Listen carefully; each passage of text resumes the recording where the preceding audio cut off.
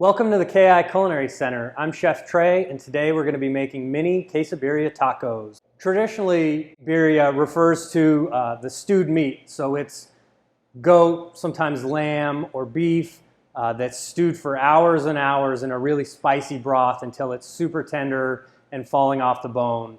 Today, I'm going to show you a super easy and flavorful way to capitalize on this food trend using Boneworks boneless beef short ribs. This product is sous vide, so it's fully cooked.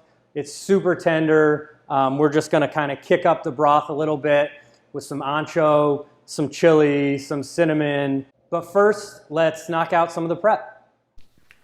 To make our beef broth, we're going to add equal parts ancho and chipotle flavor concentrates, as well as ground cumin and cinnamon sticks. You want to gently whisk this until the chili pastes are combined. The ancho chili is going to give us a nice earthy, slightly sweet flavor, whereas the chipotle has a smoky flavor profile and really brings the heat for this broth. Just whisk everything together until it's incorporated and simmer until you have a nice reddish orange color. We're going to be using Oaxaca cheese for our birria tacos from V&V Supremo. This is similar in flavor to a Monterey Jack and in texture to low moisture mozzarella. It's got a creamy melt and great salt content. Shred this into roughly 2 to 3 inch strands. After the meat has come to temperature in our broth, we're going to shred it up. Because it's been sous vide, the short rib will hold its integrity, but as you can see, it's incredibly tender and falls apart in my hand. This boneless short rib from Boneworks is a fantastic product and is unbelievably easy to prepare. We'll need some diced onion and chopped cilantro for garnish. The first step in assembling our tacos is to dip each tortilla in our broth before placing on the flat top.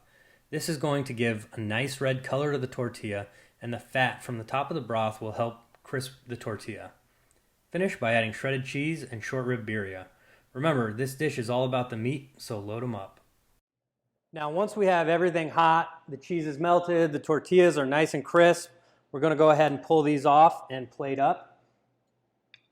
I finished the broth off very simply with just some diced white onion and chopped cilantro. We're also serving this with a fresh guacamole. This comes from Good Foods Group. It's all natural, preservative-free, fully prepared guacamole.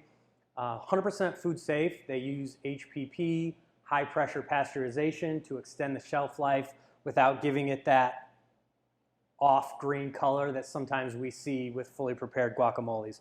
So it definitely has the taste of a scratch-made product. Now, I like using the 4.5 inch corn tortilla because you can almost make this like a shareable appetizer if you wanted to. But let's say you didn't have tortillas in-house, but you were making sandwiches.